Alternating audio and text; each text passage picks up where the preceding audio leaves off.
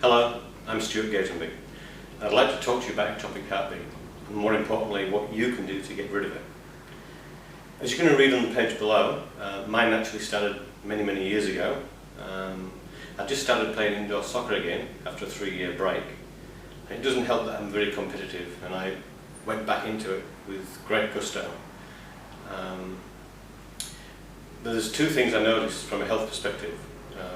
The first was that during the game I was wheezing like I had asthma, and I've got to admit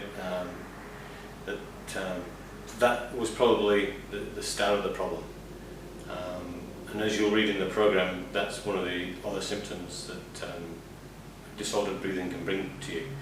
The second thing was that after the game I was sat watching the next game, and I thought that I was going to have a heart attack. I really didn't know what was happening. Because my heart was still beating quite heavily, I actually noticed when it stopped. And then, as you know, it started again with this enormous thud. I also felt this kind of funny pressure in my neck that was, again, a rather unusual symptom for me. And to say that I was scared is a bit of an understatement. At that point, I was absolutely terrified.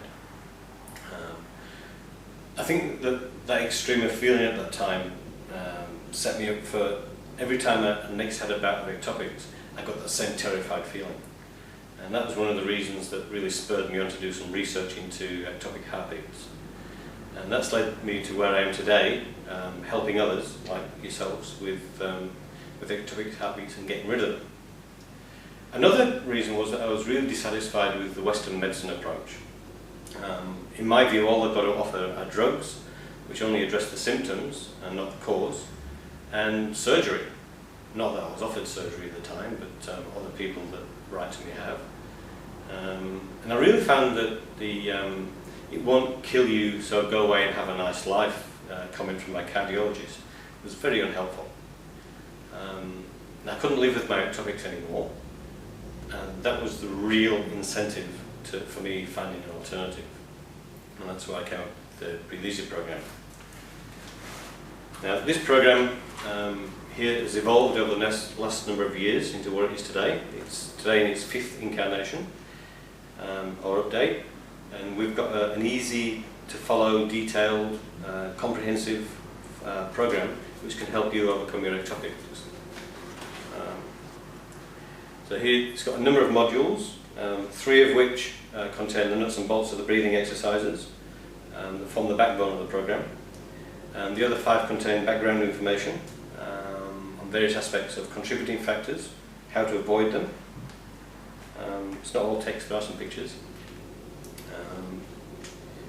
There's a module on anatomy and physiology of the heart and how arrhythmias occur in an otherwise healthy heart. Another on how to interpret ECG monitor traces, which I found interesting, and the last module containing question and answers. The question and answers are from emails that people have sent me over the years, and I've chosen interesting ones that I've given I think an interesting answer to. And I believe that reading these in the back will actually help you get more out of the content of the program. So here we have the Breathe Easy program, which contains now 8 modules in 104 pages, and I believe that I've succeeded in presenting to you a comprehensive and detailed and easy to follow program that you should have no problems following, and more importantly, no problems getting great results from. So thank you for listening.